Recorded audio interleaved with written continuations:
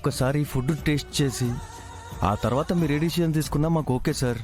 అది కాదు హర్ష, చెప్పా పెట్టకుండా అలా మీ ఇంతటి మీరే ఫుడ్ తీసుకొస్తే అలా? ఒక విషయం నాకు చెప్పాలి కదా.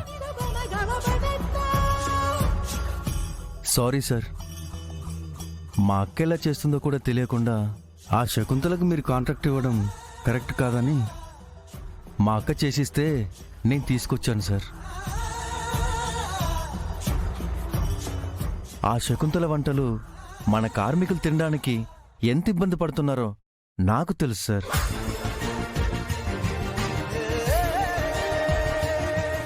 ప్లీజ్ సార్, ఒక్కసారి మా అక్క చేతి వంట టేస్ట్ చేసి ఆ తర్వాత మీరు ఏ డిసిషన్ తీసుకున్నా నాకే అభ్యంతరం లేదు సార్.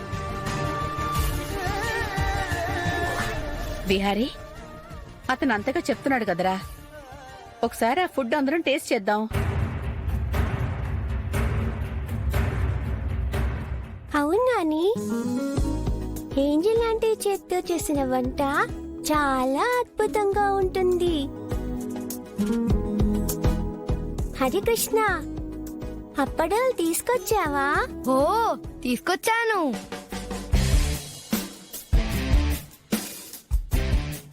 సిరమ్మా, ఇంతకల్ రెస్టారెంట్కి వెళ్దామన్నావు కదమ్మా. ఏంజల్ ఆంటీ చేసిన వంట రెస్టారెంట్ వంట కంటే చాలా బాగుంటుంది పండు. నాకు ఆ ఫుడ్డే కావాలి, బయటకెక్కడికి వద్దు. ఏంజిలో గేంజిలో బాబుతో బయటికి వెళ్దాం అనుకుంటే అది కూడా లేకుండా చేసింది. సరే హర్ష, పండు ఈ క్యారెట్స్ తీసుకెళ్లి అందరికీ వడ్డించు. సరే బాబు. దానన్నా,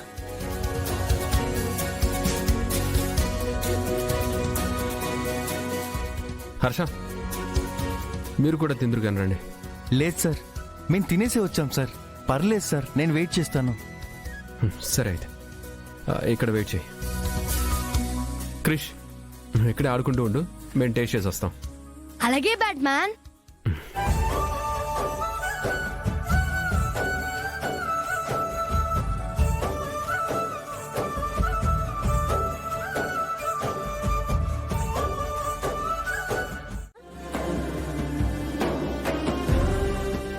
సిరి, మీ నాన్న నీ విషయంలో నా విషయంలోనే ఆలోచించరు.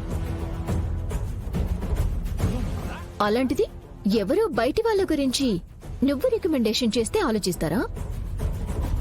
అది కాదమ్మా, ఏంజల్ ఆంటీ చాలా బాగా వంటలు చేస్తుంది.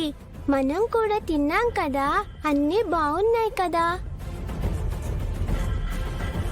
అందుకనే నాన్నకి చెప్తున్నాను. నువ్వు చిన్నపిల్లవే, నీకు అర్థం కావడం లేదు.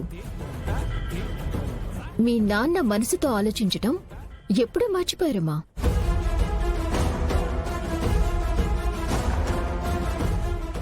ఎమోషన్స్ అనేవి వదిలేశారు. ఇప్పుడు మీ నాన్నకి బిజినెస్ మాత్రమే ముఖ్యం, అది తప్ప ఇంకేం కనిపించదు.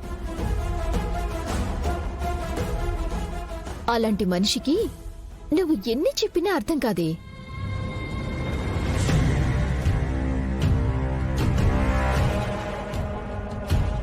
అమ్మా, ఎందుకు నాన్న కోపం వచ్చేలా అలా మాట్లాడావు? ఉన్నమాటంటే అంత ఉలికెందుకు? నేనేమీ కావాలని కల్పించలేదు కదా. ఇంట్లో మాతో బావ ఎలా బిహేవ్ చేస్తున్నాడో అదే చెప్పాను. అయినా ఇప్పుడేమీ బావ ప్రేమగా నా దగ్గరికి రావట్లేదు కదా. నేనన్నానని కోపం వచ్చి నా నుంచి దూరంగా వెళ్ళిపోవటానికి. అసలు ఇంట్లో మనుషులంటేనే బావ ఆమె దూరం డిస్టెన్స్ మెయింటైన్ చేస్తున్నాడు. అంతకు మించి ఇంకా దూరం ఉండదు, ఉండనివ్వం కదా.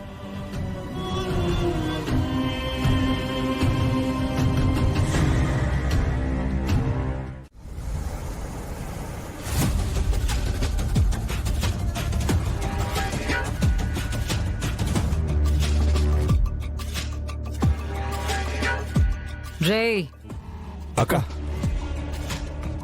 అంతా రెడీనా? అంతా రెడీ అక్క. మరి వంట వాళ్ళు లేర్రా? వస్తున్నారక్క.